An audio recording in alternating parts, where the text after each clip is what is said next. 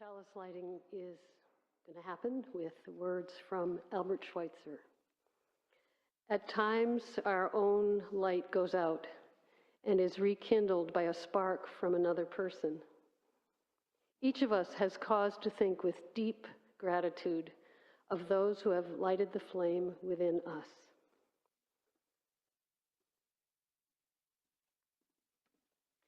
Welcome, everybody. So nice to see you, and what a beautiful weekend, huh? The weather has just been indescribably wonderful. I want to thank somebody in the room who has a halo about this big floating over his head, and that is Tom Pocock.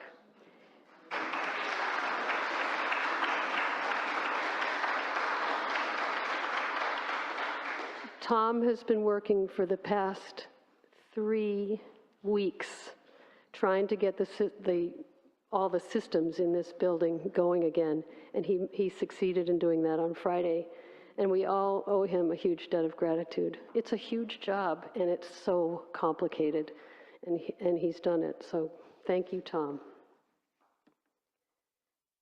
Clara Beyer and the Ingathering Committee want me to remind you that will be next Sunday.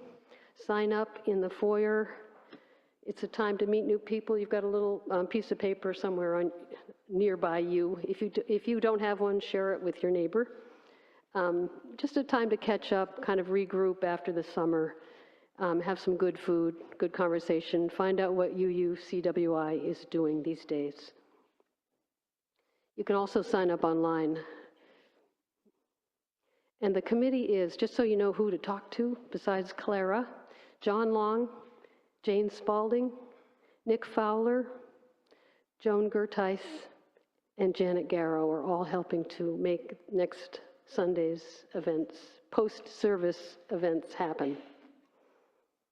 Also, Joan asked me to remind everybody that a new program here called Book Talk, which typically meets on the second Sunday, will be moving to today because of the ingathering. Right after, a little bit after the service, grab a cup of coffee and then maybe head, I think where's Joan? In the library? Okay, and so what Book Talk is an opportunity for you to join a group of people and just let everybody know what book you happen to be reading right now. I'm not sure how deep the discussions go, but Joan will be able to tell you more. You can ask her. This, I believe, started as a 5-minute program originally hosted by Edward R. Murrow on the CBS radio network from 1951 until 55. Murrow he would encourage famous or regular people to write short essays about their own personal motivations in life and then to read them on the air. This, I believe, became a cultural phenomenon that stressed individual belief rather than religious dogma. It moved through a series of revivals over the years since 1955. Many of us are familiar with National Public Radio's version of it in 2005 to 2009. I guess I didn't remember it was that short, but there you go. Now, this, I believe, has its own website, of course, and there are, I was amazed to hear, 125,000 archived "This I Believe" statements. And our own congregation started this tradition when my sister, Sarah, moved up to Whidbey. She brought this idea from her congregation in Oregon. In the mid-90s. And that started a tradition of doing a This I Believe every year. I'm not going to do one here. We've got 4 terrific people to be participating, and I'll speak to them in a minute. But what I do believe is that these 5-minute pearls of wisdom right now are so important, maybe more than ever. So I'm so grateful for anyone who's ever done a This I Believe statement, and for those 4 people who are doing one today. When Sarah and I started planning for this service and contacting people to see if they would speak, I realized I'm asking them to do something that I'm not sure I could do. Mind you, those of you who don't know me, I am the introvert in our family, and the thought of, exposing myself with telling people if I think strongly about something is just. But as the months went by, I was thinking about it. I would talk to friends about it, and just the other day, an idea popped into my head, and I thought, okay, I'm going to do this for myself. I'm going to try to create my own. This, I believe. I think it's a really helpful process to clarify how you feel about things. And I want to thank our speakers today, Dee Marion, Kate Shepard, Janet Garrow, and Linda Freeberg, for not only putting their heart and soul down so that they can speak to us today, but also indirectly for motivating me to make my own attempt. So thank you all for very, very much.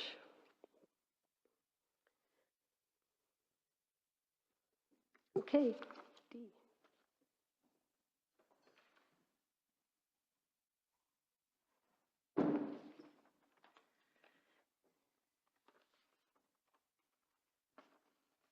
Good morning. I'm Dee Marion, and I believe whether we're in glory days or our days are just meh,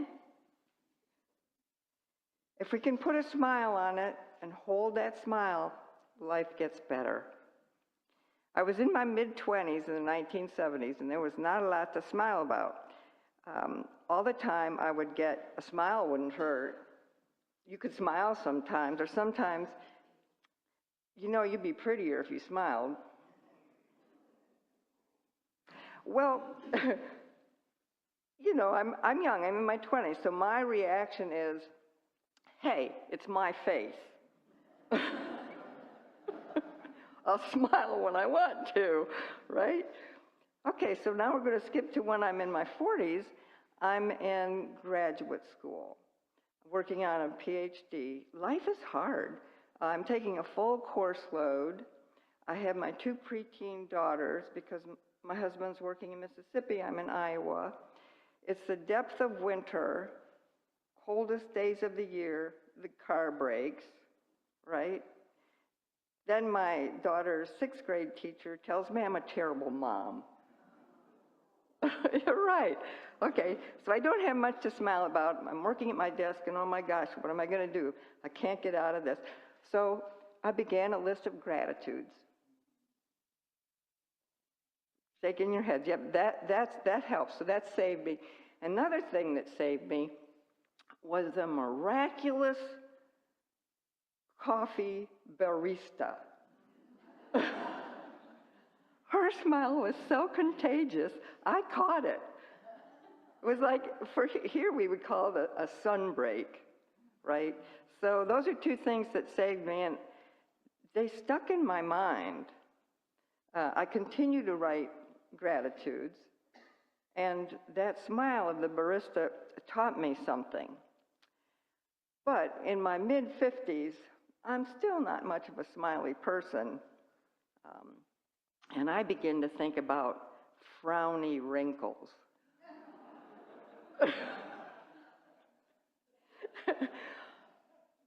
Well, what will my face look like if I continue this habitual practice of frowning? So I thought, well, my daughter, who's a theater major, she knows how to smile. It doesn't matter how long it takes to get that picture, how many shots it takes. She's going to look great. She's going to have that same fabulous smile. So I asked her, how did you do that? Practice. Okay. So I practice in the car. I practice doing dishes. I practice when I'm walking. Just anytime there's nobody looking, I'm going to smile, and I practice. Okay, so it's been 20 years, and I can smile with my lips closed I can smile and show all my teeth. I can smile with my mouth open. I can smile when I'm yawning. Go ahead, try it.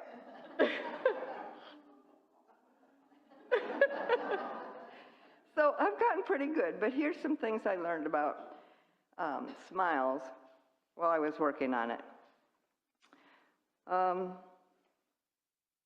I learned that I don't need to be happy in order to smile. I can smile first, and good thoughts magically follow. It can start inside or it can start outside.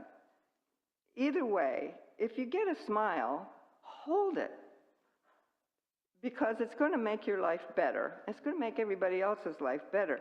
I learned that if I hold a smile while I'm taking a walk and somebody passes me, we don't even need to make eye contact. They smile. I smile, they smile, right? So when I think about that, I think, well, a smile is a powerful gift to the world, because happy people do happy things. Conversely, unhappy people do unhappy things. Smile is a gift to the world. I learned to be generous in spirit. Think the best of people. Think with kindness. Think with acceptance. Treat others with kindness. Assume the best in people. To realize it's not always about me. I've learned my body needs kindness too. My body's not happy, I'm not happy. I've learned empathy and to trust my own feelings. I'm not saying you're going to be able to paste over grief, illness, pain with a smile. But if you can put a smile on, it's okay, relax, that's a good thing. Hold on to that smile. Thank you. So, due to a dearth of accompanists for hymns, I volunteered and I put about 40 of the ones that could be put into guitar arrangements. So this is my first attempt leading hymns. Though I may speak with bravest fire. I think Tom's going to put the lyric up. Number 34 In the hymnal, if you want to grab the written version.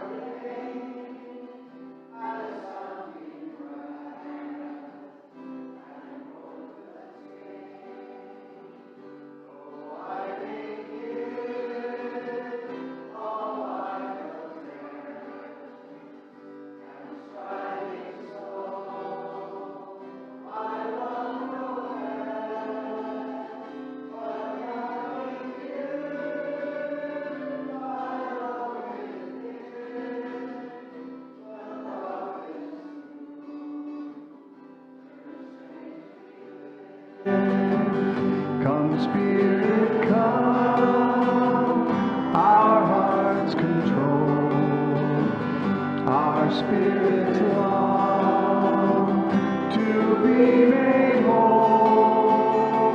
Let inward love guide every needing by this we worship and are free. Oh, just like a room full of angels. I have to see if I can read my notes because that brought tears to my eyes. That was gorgeous. I, at the age of 5, was taught that all babies are born with original sin. Catholics in the room will understand. I don't know if other faiths do that, but original sin meant if you die before you're baptized, you go to a place called limbo. Not heaven, not hell, limbo. And that haunted me. At the age of 5, I said, no, that's wrong. I don't buy that. And so I reframed it. My little 5-year-old mind said every baby is born with kindness in their hearts. And I really believe that. I've felt over time, I've wizened a bit, and I realize a few people have missed out a little bit on that gene, but by and large. And I also realize that sometimes relationships, experiences cause people to protect and build a suit of armor that's made with meanness and bitterness. And even at the age of 5, I found a way to find their whole. I believed I could find kindness, and I usually did. Honestly, there's one person in my life that I've not been able to find kindness in, that I know personally, because certainly there are others. But I really do believe that kindness is hidden in all of us. I believe, like Dee, I believe kindness is infectious. I'm going to say COVID has nothing on kindness. I really believe it. How many times, it's so sad to me when I go to healthcare office, dental office, veterinarian's office, grocery store, and I see a sign that says, please be kind. God, what's happening, people? And how many times when I see somebody who's been treated unkindly, a smile, for me, a thank you, or even to say to that person, I'm so sorry that that just happened to you. And usually, I'll get a little bit of a smile, sometimes a conversation, sometimes I'm there for 10 minutes hearing about whatever's going on. And then there's a shared laugh. Inevitably, the next person they encounter, there's an exchange of kindness. And I love that. No surprise, the person I'm most apt to be unkind to, and no, it's not Sim, it's me. I get frustrated with myself, I get impatient with myself.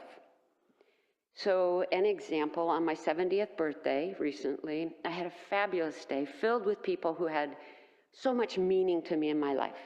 I went to bed at 10 o'clock with joy in my heart, and I started looking at the whole, my son. My son wasn't there. If he were in Afghanistan, Iraq, Korea, my son would have been there for my 70th. And I started to cry. I started to sob. I lay in bed for 2 hours, shaking the bed with my sobs. And then I thought to myself, just because he's dead, he could have let me know he was still here. Mama, I'm here. I mean, it was emotion. It was just pure emotion. And then I started to berate myself. It's been 1.5 years, get over it, move on, this is abnormal grief. I really started chastising myself. And then, perhaps it was my son, I started saying, my wise mind said, Kate, you wouldn't speak like that to a friend, a family member, a patient. I wouldn't do it. I would talk about how grief has no timeline. And to me, the whole idea of closure, I'm going to say it's an optical illusion. You can't take grief, put it in a box, tie it up, and send it off. And then I heard what my son would have said to me, Mom, we've got this. And I was able to turn it around, but I have to remind myself, kindness means, like Dee said, it means me too. I also believe kindness needs to be sent out there with no strings attached. Last night, I was at an outdoor concert. I saw a woman that had a really beautiful, what I thought was a gorgeous top on. So I went up to her and said, I love what you're wearing. I absolutely love it. I offered to buy her the shirt off the back, but I loved it. And I just offered kindness. I didn't expect anything back. And she started telling me her story, why she had this shirt. And pretty soon she was crying. It was a tribute. She was in Santa Fe with her brother who was dying of HIV/AIDS. So she bought the shirt, she got a tattoo, and I just listened, and she thanked me for my kindness. I didn't expect anything. But I caught myself recently. There's a wonderful book I dearly loved, written by Kristen Hanna, called The Women. I don't know how many of, and it's a story about trauma nurses during Vietnam. And I loved it. So I wrote a letter of kindness and gratitude to her publicist. I mean, she's not going to get it. But then as I was getting ready to send it, I read something that said, you know, she may live in Port Townsend or Bainbridge. And my mind started playing games. I started attaching these strings. I'm a trauma nurse. This is a trauma book. We're neighbors. She's going to pick up the phone and invite me for coffee. And then my wise self said, not in a pejorative way, Kate, that's adorable. And no. So send the letter because you believe in kindness, you believe in sending it out, and don't expect anything back.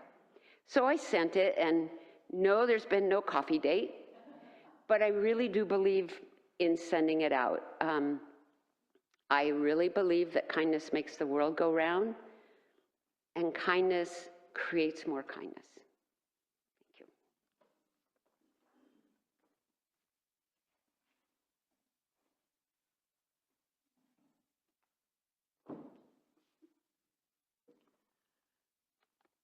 Lovely. Well, good morning, everyone. I am surprised to see so many folks here on a holiday weekend.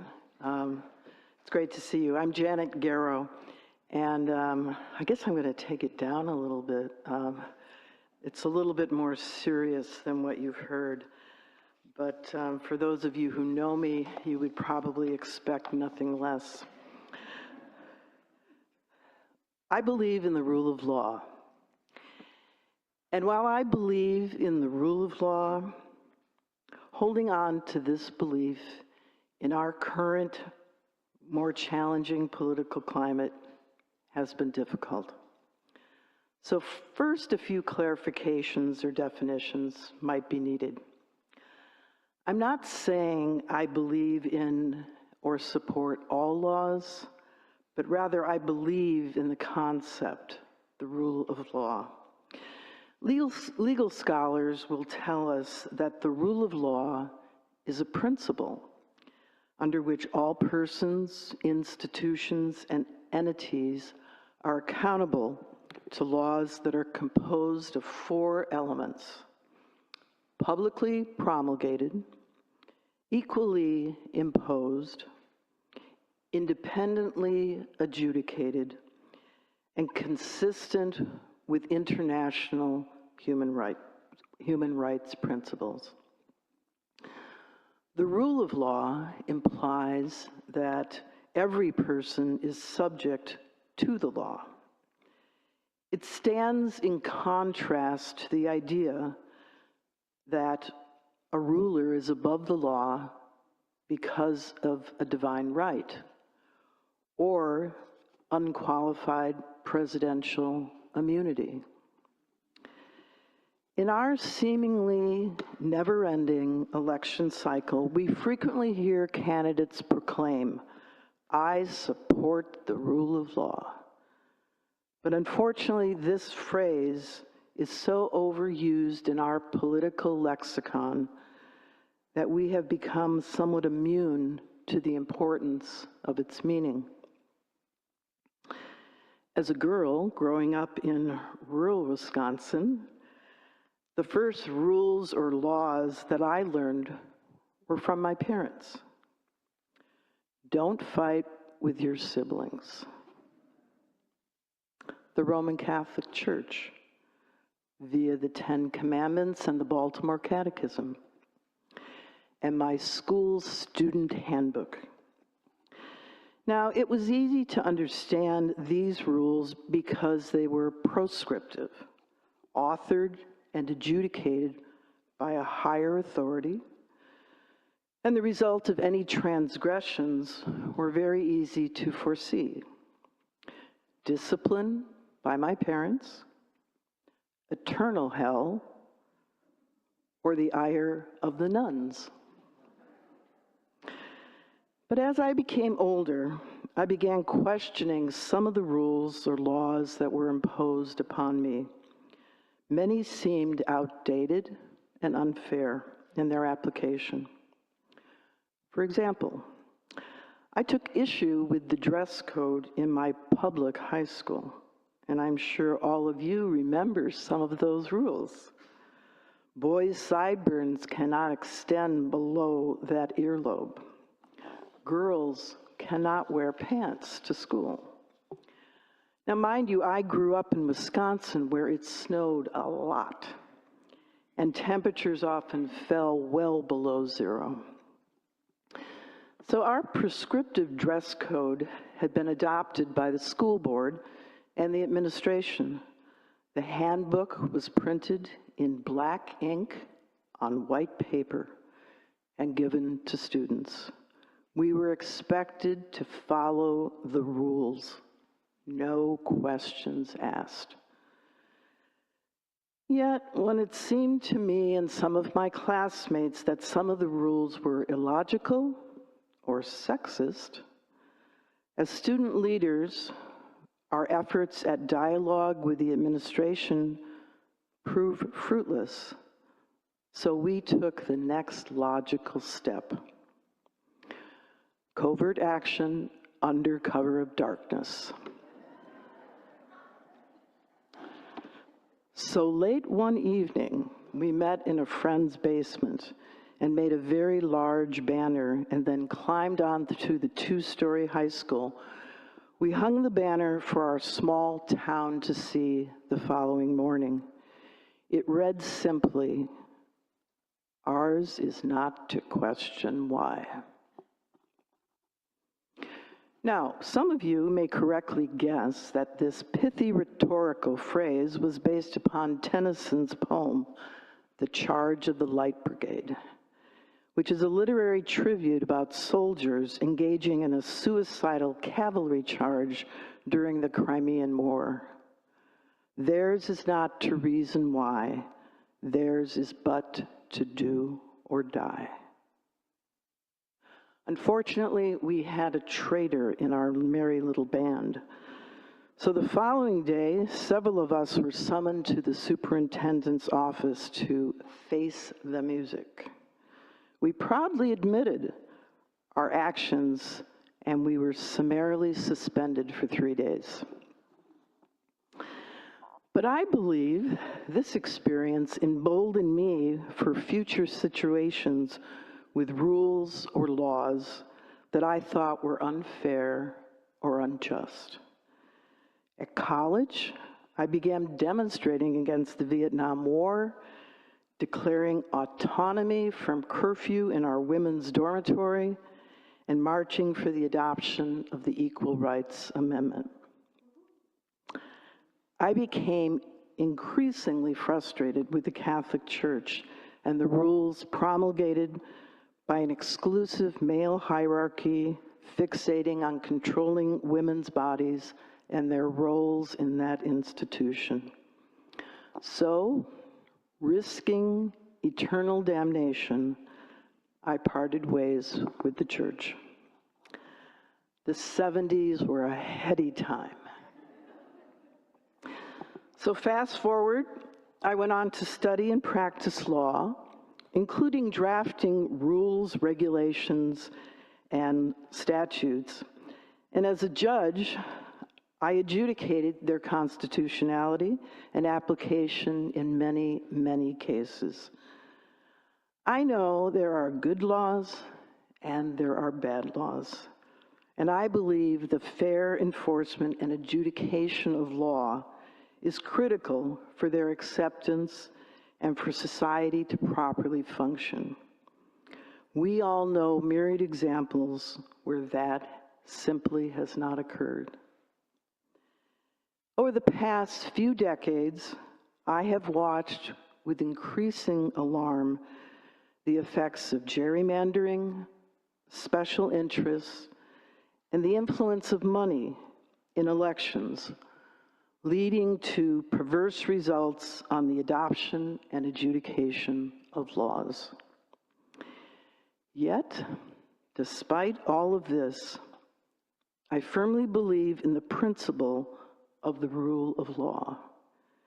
To be sure, it is an imperfect process, but when it is done fairly, It strengthens our communities and our democracy. Thank you.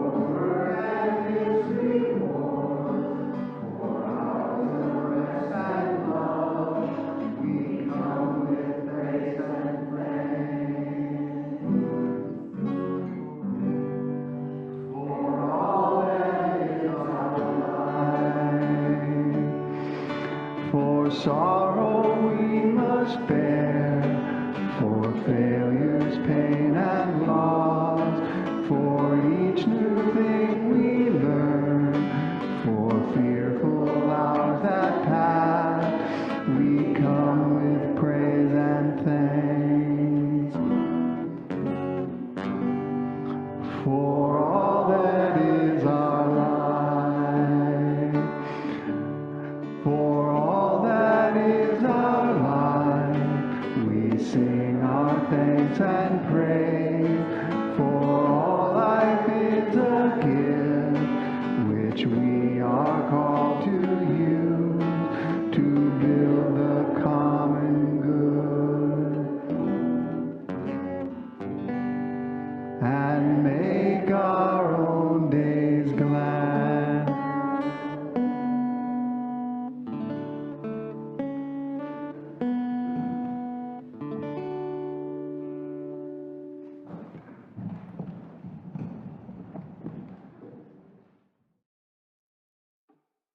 I am so nervous.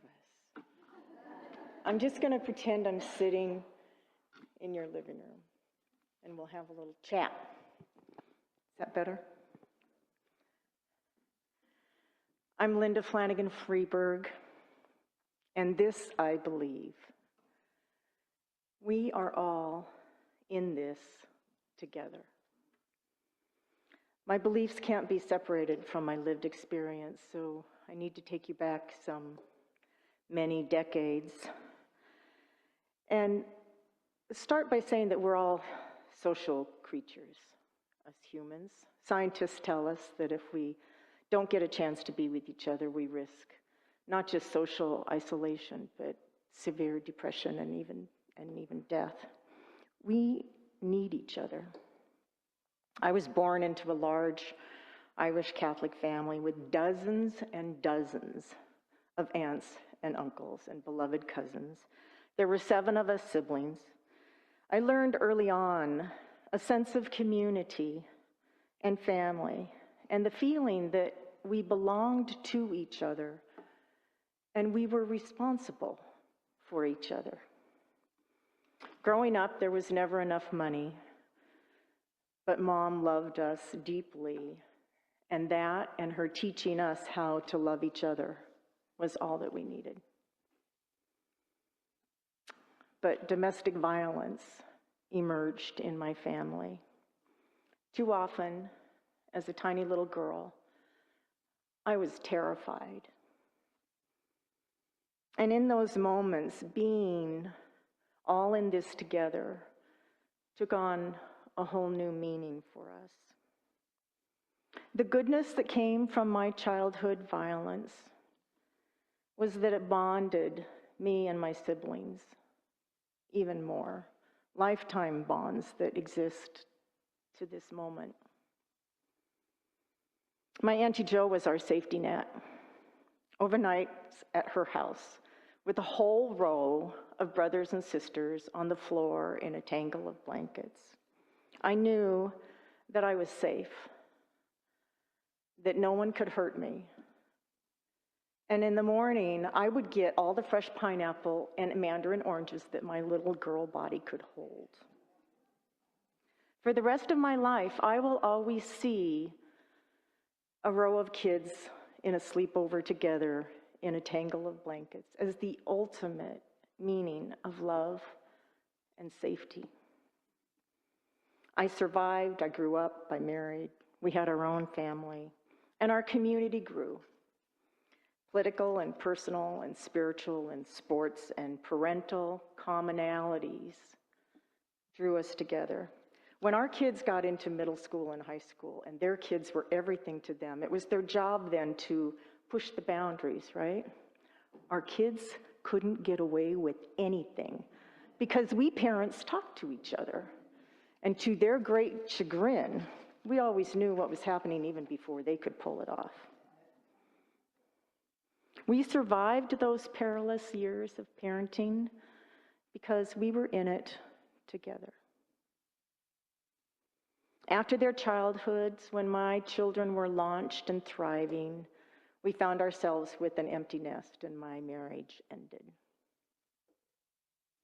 By then, I had discovered East Shore and cultivated my own community of other UUs. We had groups for biking and hiking and reading books, and our worship team and social justice and political activism and women's marches.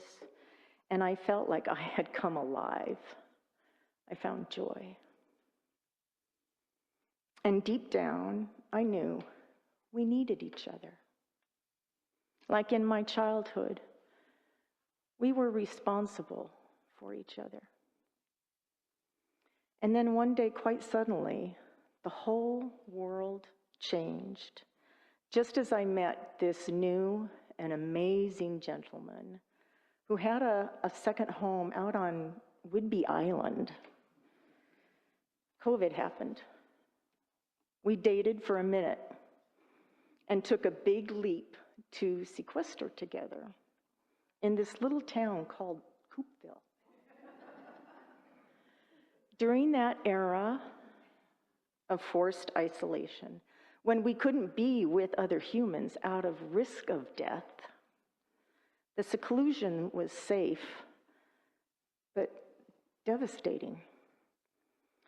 The inadequacy of our national response felt apocalyptic.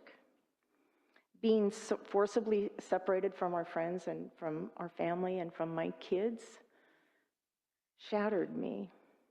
It was the stories of human courage and decency that kept us all going. Those, God bless them, New Yorkers banging their pots and pans at 7 o'clock at night, every night. The selfless healthcare workers and first responders who were going into war-like circumstances to save our lives. God. We found solace on Zoom, and Scott's kindness kept me from losing my mind. Within weeks of our first meeting, I knew we were in this together. You know the rest of the COVID era story. Those of us who survived emerged into the daylight and dared to spend time with each other again. Normalcy returned. We shared stories and listened and dared to hang on to each other tight. I founded the WOWs, a women walking group. Call us whatever you like. First, an island connection to walk together, such a simple thing. But we became sisters. In temperament, in shared values, in political activism, in aspirations to make our world a better place for our children and for our grandchildren. I found UUCWI and discovered new friendships centered in a certainty of shared values. I knew you even before I knew you. Out here on this beautiful island, once again, I had found my people.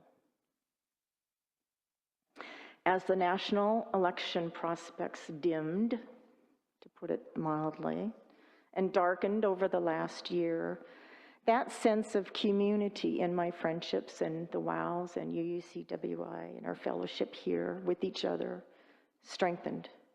We found strength in sharing our trepidation and our fears and our determination to save our country. And when the campaigns shifted so dramatically, we found joy and bolstered each other's commitment to build on that momentum and get to work. From all these lived experiences, again and again, my core beliefs have been affirmed.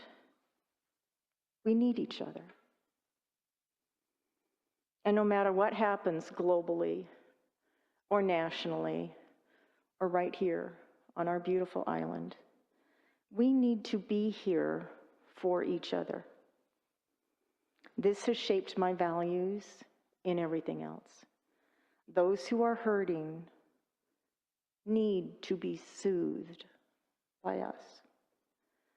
Those who are vulnerable deserve our protection. Those who are deprived need our support and our resources. Those who are threatened require our defense. I believe that injustice to one of us is injustice to all of us. I believe to my core, we are in this together. This is number 159.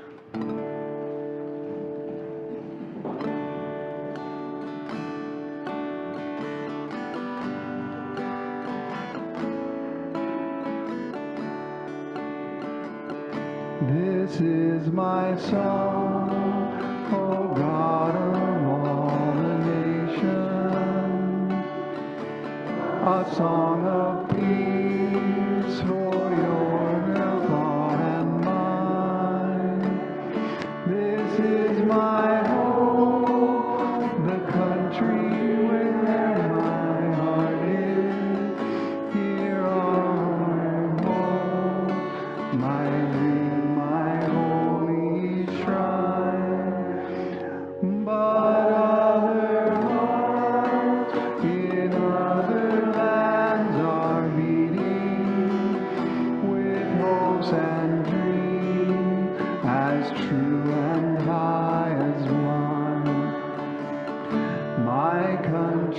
sky are bluer than the ocean, and sunlight beams on clover leaf and pine.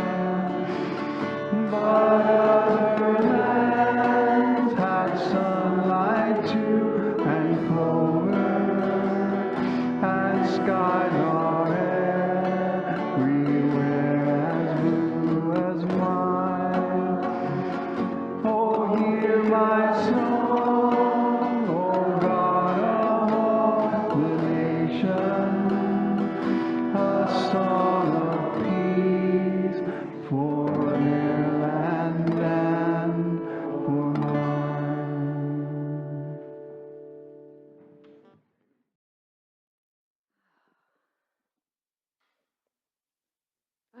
I feel so filled up right now. I'm just about speechless. Thank you so much to our speakers. You've just really touched me, and I'm sure most of us in this room. Our benediction is from V. Emil Goodmanson. And now may we have faith in life to do wise planting that the generations to come may reap even more abundantly than we. May we be bold in bringing to fruition the golden dreams of human kinship and justice. This we ask, that the fields of promise become fields of reality.